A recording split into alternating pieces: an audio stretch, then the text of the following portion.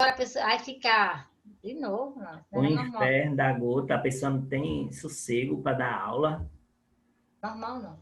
Peraí, deixa eu vou acordar ali para poder iniciar. É, aula de redação, e eu estou abrindo o livro aqui para Gil. Espera só um minuto. Vê se Gil.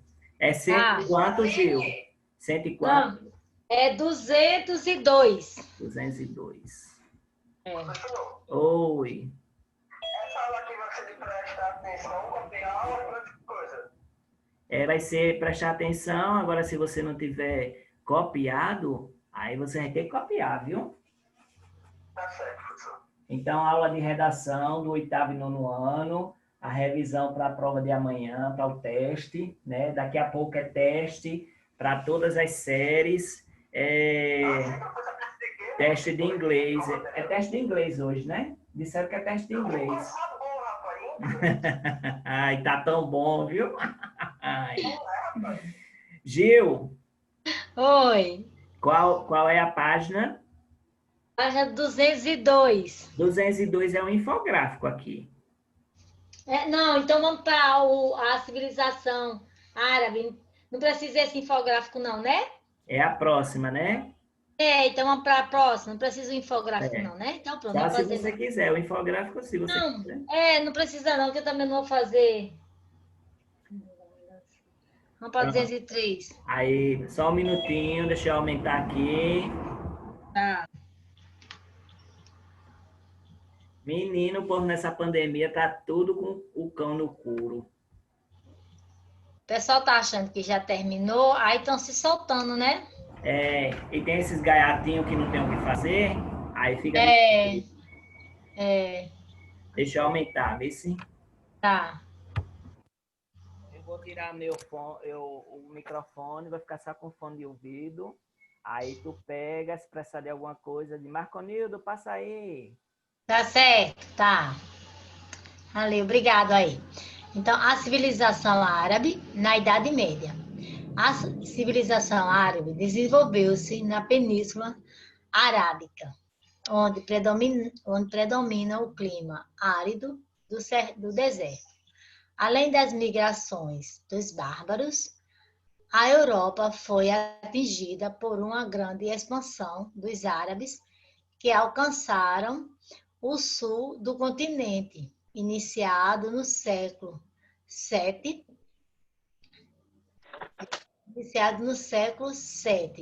Só foi contida no século seguinte. As regiões férteis dos oásis e do litoral do Mar Vermelho foram ocupadas pelos povos semitas, muitos séculos antes de Cristo. Grupos nômades, conhecidos como beduínos, predominavam no interior da península. Então, a Península Árabe no início do século. Então, aqui, oásis, onde está sublinhado, oásis, porção de terra fértil, com água em pleno deserto, onde tem oásis. A Península Árabe no início... Professora, a senhora vai copiar alguma coisa? Vamos, quando a gente terminar, aí vamos fazer exercício, viu? Certo. É para ficar guardadinho o exercício. Aí, Península Árabe, no início do século VII. Aí tem a área de ocupação dos árabes. Será que eu fiz isso a semana passada? Eu acho que não. Não, mas mesmo se for no início do século VII. Aí tem Europa. Ô, professora, a senhora Oi. não fez não. A senhora não fez não.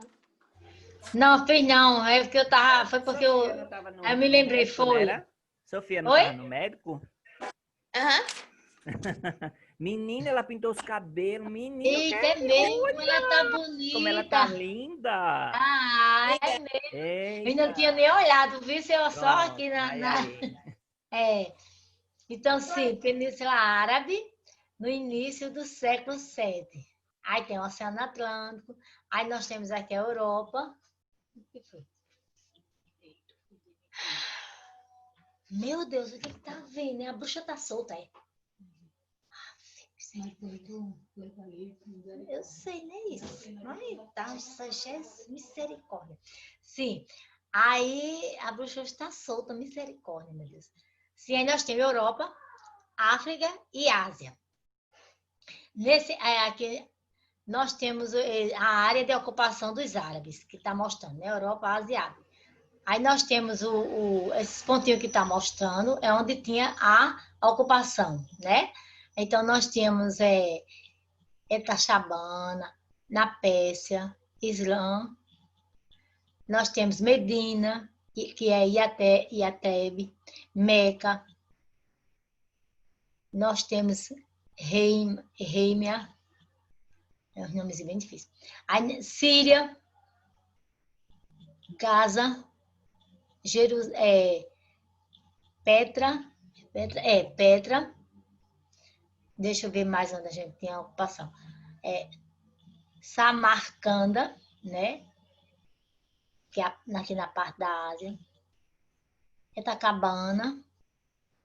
Vamos para cá. Constantinopla, perto do Mar Negro.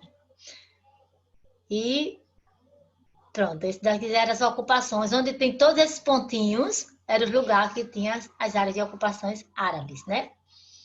Aí, no século VI, os árabes estavam divididos em aproximadamente 300 tribos.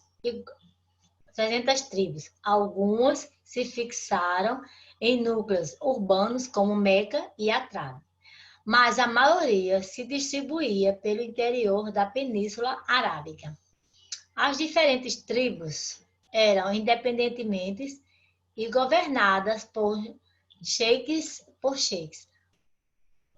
ou chefes de tribo. Não havia um governo central organizado em época de guerra. O comando passava ao emir, o chefe militar.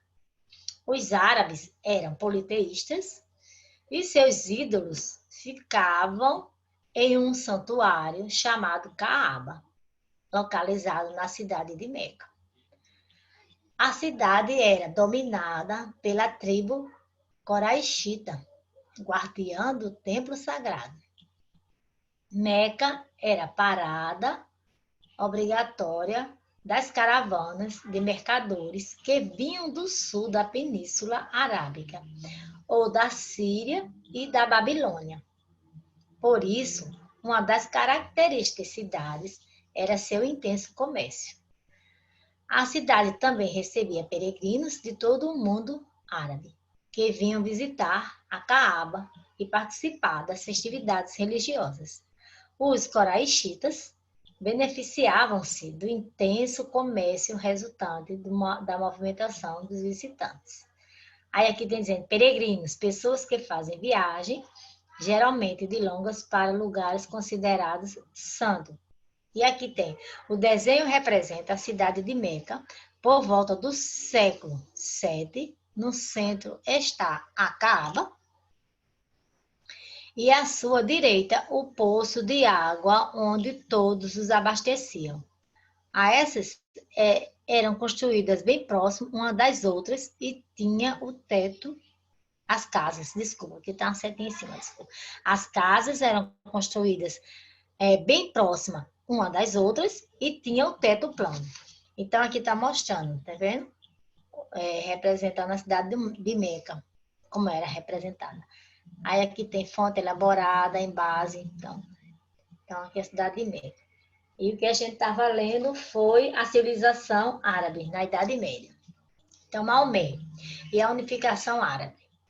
No século VII, os povos árabes passaram por uma grande transformação, tendo à frente um homem chamado Maomé, Muhammad, em árabe. Aos 40 anos, Maomé começou a pregar uma nova religião, o Islã, palavra de origem árabe, que significa submissão a Alá. Segundo a tradição, ele teve uma visão em que o anjo Gabriel o encarregou de pregar o monoteísmo. Alá é o único Deus, e Maomé é o seu profeta. Essa frase está registrada na abertura do livro sagrado escrito com base nos ensinamentos de Maomé, o Corão ou Alcorão.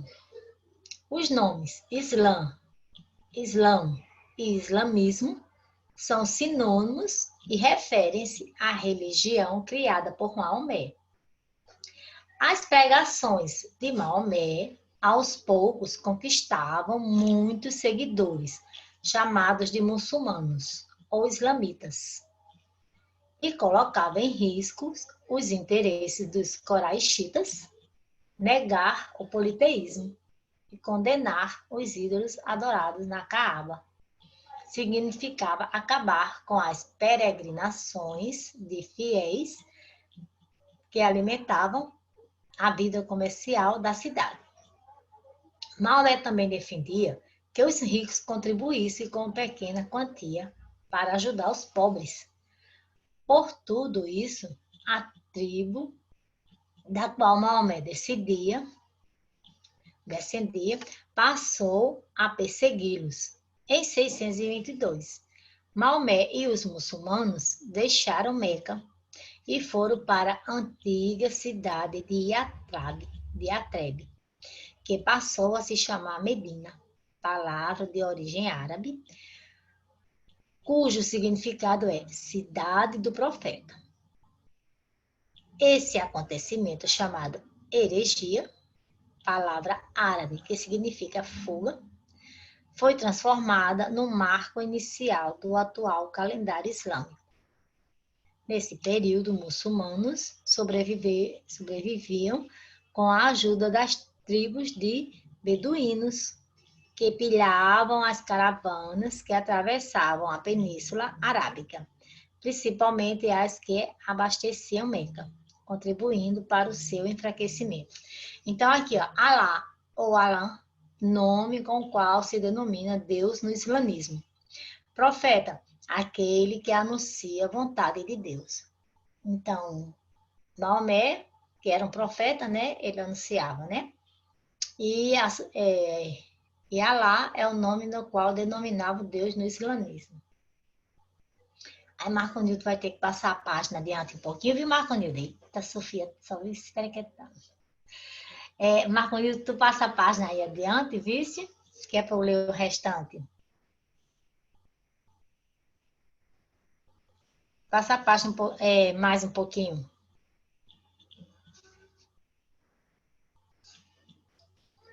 Marco Nildo, passa a página aí um pouquinho, viu? Momento. Tá ocupado, né? Tá dando aula, né? Eu leio pelo livro, eu vou lendo pelo livro. Marco Nildo, eu vou lendo pelo livro, viu?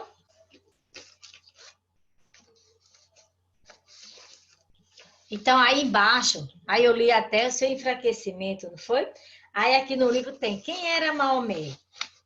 Aqui no livro. Quem era Maomé? Nascido em Meca, em 570, Maomé era membro da poderosa tribo coraixitas, embora pertencesse a uma família pobre. Ele viveu muito tempo em uma tribo beduína, dedicando-se possivelmente ao comércio entre várias regiões da Arábia. Mais tarde, Maomé casou-se com Khadija, viúva rica, proprietária de uma caravana. Depois de violentos conflitos, Maomé conseguiu retomar a Meca em 630 e iniciar a unificação religiosa e politeísta na Arábia. A maioria dos ídolos que eram adorados na Caaba foi destruído durante esse processo. No entanto, ele preservou a Pedra Negra, que, de acordo com a cultura árabe, foi oferecida por Alá a Ismael, dando a origem, se transformou em capital dos muçulmanos. Antes de morrer, ele botou. Antes de morrer, Maomé encarregou seus seguidores de lutarem para estabelecer hemogenia religiosa no Islã. Aí aqui está mostrando, tá vendo? localidade em Meca, na atual Arábia Saudita, a Caaba é o local mais sagrado para os muçulmanos. Na imagem, os peregrinos oram durante as 7 voltas em sentido anti-horário, em torno da Caaba ritual, muçulmanos chamados de Tuaf. Então, aqui, olha aqui, gente, tá vendo? Isso aqui ainda é do mesmo jeito, viu? Não é antigo, mas... Então, a difusão do Islã. Com fortes influências do cristianismo e do judaísmo, a religião criada por Maomé tem seus fundamentos no Corão. Nele estão escritas as práticas do culto islâmico, como a de orar 5 vezes ao dia, voltado para Meca, visitar Meca ao menos uma vez na vida, jejuar no mês do Ramadã, mês da comemoração da heresia, das esmolas, da heregia, né? Dar esmolas, guardar as sextas-feiras, não ingerir bebidas alcoólicas, entre outras normas. Depois da morte de Maomé, o mundo árabe passou a ser governado por califas, seus sucessores. As concordâncias sobre as interpretações dos ensinos de Maomé e quem deveria ser califa originaram outras seitas religiosas. As mais importantes foram a dos sunitas e a dos xiitas. Os sunitas defendiam que o califa deveria ser eleito de acordo com o antigo costume árabe de escolher o chefe de cada tribo. Também afirmavam que os ensinamentos do Corão deviam ser completados pelo Sunna, daí o nome de sunitas. Livro em que estavam registrados as pregações e os atos de Maomé. Os xiitas acreditavam que o califa deveria ser um descendente direto de Maomé e não admitiam outra fonte de ensinamento que não fosse o Corão, seguindo as determinações do ayatolás, líderes espirituais. Então, essa é a difusão do Islã, né? Agora a gente vai ver a formação do Império Muçulmano. A formação do Império Muçulmano. Os califas iniciaram a expansão na civilização árabe e a difusão do Islã por meio dos chamados Guerras Santas. Jihad. Quando Maomé morreu, em 632, os árabes ocupavam apenas 1/3 da Península Arábica. Pouco mais de um século depois, eles haviam conquistado um vasto império que incluía o norte da África, grande parte da Península Ibérica e a Pérsia e a Síria. Aí tem califa, chefe político religioso que sucedeu a Maomé. Jihad, além do ideal de guerra santa dos muçulmanos contra infiéis ou inimigos do Islã. O termo também significa o dever de defender o Islã pela purificação, pela pregação e pelo comportamento. Aí, aqui de lado tem Corão, é um livro sagrado dos muçulmanos, com 114 suras ou capítulos. Seu nome vem da palavra árabe, com que significa leitura ou discurso. Esse livro foi escrito no século VII, com base na reunião do texto sobre as revelações divinas que teriam sido recebidas por Maomé. O Corão estabelece não só as normas religiosas dos muçulmanos, mas também a políticas e morais. Aí aqui tem a expansão muçulmana e as rotas comerciais. Isso é o mapa, né, da expansão muçulmana e as rotas comerciais. O islamismo foi adotado. Isso. Marco, você vai botar o mapa, não? Então, vamos lá. Com o domínio sobre o norte da África e a Península Ibérica, os árabes passaram a controlar o mar Mediterrâneo, dificultando ainda mais as atividades comerciais dos europeus ocidentais naquela região. Assim, a expansão árabe contribuiu para a ruralização da Europa Ocidental, característica marcante do feudalismo. A partir do século IX, disputas internas pelo poder, pressões dos cristãos, principalmente os da Península Ibérica, e ataques constantes dos turcos desintegraram o império. O mundo árabe dividiu-se então em califados, regiões comandadas por califas.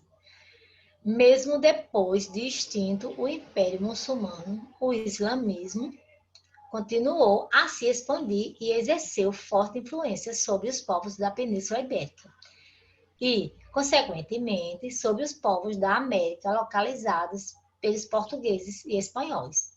Os domínios muçulmanos na Península Ibérica diminuíram durante a Baixa Idade Média. Nesse período, os reinos cristãos de Castela, Aragão, Navarra e Leão retomaram as terras dominadas pelos árabes nas chamadas Guerras de Reconquista. Em 1492, os muçulmanos foram expulsos de Granada, seu último reduto no continente. Então, aí a gente está vendo, né, ao começo, que eles dizem, né, dos muçulmanos na Península Ibérica. Agora a gente vai ver o muçulmano, vai ver a leitura, né? A Península Ibérica. Deixa eu ver isso. A difusão do islamismo, estou acompanhando, botando aqui. Pronto, aí a gente vai ver os muçulmanos na Península Ibérica.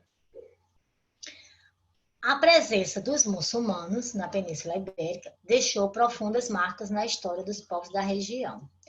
Ela deu, segundo os estudiosos, com as conquistas de Tariq ibn Ziyad em 711, pouco a pouco, a maioria das lideranças visigodas aceitou a soberania islâmica em troca da preservação de suas terras.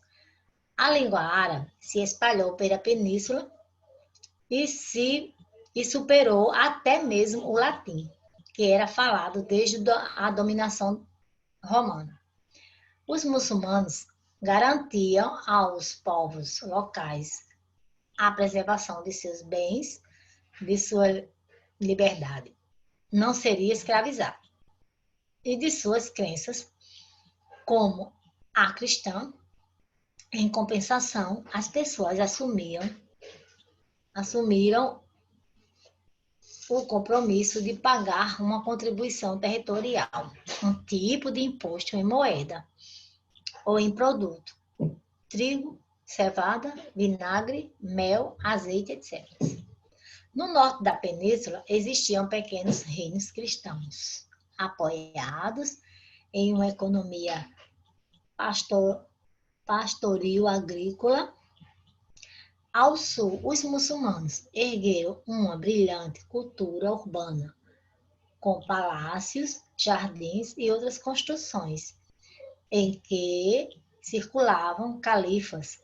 Então, aqui, deixa eu ver isso aqui, ó, interior da mesquita de Córdoba, construída no século X, na Península Ibérica, que mostra a influência árabe na arquitetura da região.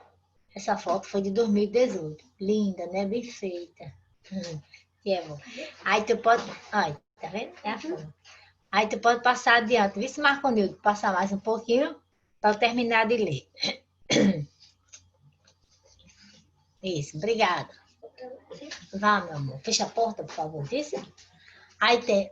Sim, no norte da península existiam pequenos reinos cristãos apoiados em uma economia já ali, pastoril, centro da autoridade. Na economia, a influência se deu à introdução de diversos cultivos agrícolas, laranja, arroz, cana-de-açúcar e algodão. No intenso comércio e no desenvolvimento da produção artesanal, têxtil, seda, bordado e linho. Aí aqui tem Berbere, povo do norte da África, dominado pelos árabes desde o século VII e convertido ao islamismo.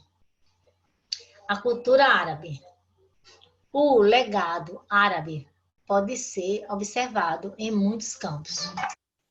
Durante sua expansão, os árabes entraram em contato com várias civilizações orientais e ocidentais, observando sua cultura. Estudaram e traduziram, por exemplo, o texto de Aristóteles, Platão e Hipócrates, medicina, 3 grandes nomes da Grécia Antiga. Dessa forma, boa parte do legado grego, celebrado posteriormente, com uma das mais importantes expressões culturais, humanidade. Chegou ao Ocidente pelas mãos dos árabes. Desempenharam importante papel nessa tarefa os filósofos. Aí, Marconi, pode passar mais a página aí, por favor. Para eu ler, vice? Pode passar, viu? A página. Isso, obrigada. Legados, né? Na arquitetura destacavam-se a construção de grandes palácios e mesquitas, de cúpulas singulares com minaretes, arcos em ferraduras e colunas torcidas. E o uso do reboco com revestimento. Na literatura, a obra As Mil e Uma Noite, que reúne fábulas, anedotas, contos e aventuras recolhidas em diversos países do Oriente. É uma das narrativas árabes mais célebres até os dias atuais. Aqui ele está mostrando essa gravura aqui, ele diz que iluminura dos séculos XIX, que representa Aladim sobrevoando Excalibur em um tapete mágico. A história de Aladim é uma das mais reunidas em As Mil e Uma Noite. Então, está mostrando, né? Aladim sobrevoando sobre um tapete. Então, é a cultura árabe. Isso aí é a cultura árabe, né? O legado árabe, poder observar em muitos campos, né? Está mostrando a cultura, a arte, filosofia, arquitetura, né? E a literatura, que são essas obras. As Mil e Uma Noite, Aladim e por aí vai. São cultura árabes. Então, vamos passar o próximo, Marconi, por favor, viu? Para a gente continuar. Pode passar o próximo, por favor, se você puder. Isso. Vamos. Na ciência, os árabes desenvolveram conhecimentos de matemática, física, astronomia e química. Adotaram e introduziram na Europa os algarismos índios, depois chamados de arábicos, e usados atualmente.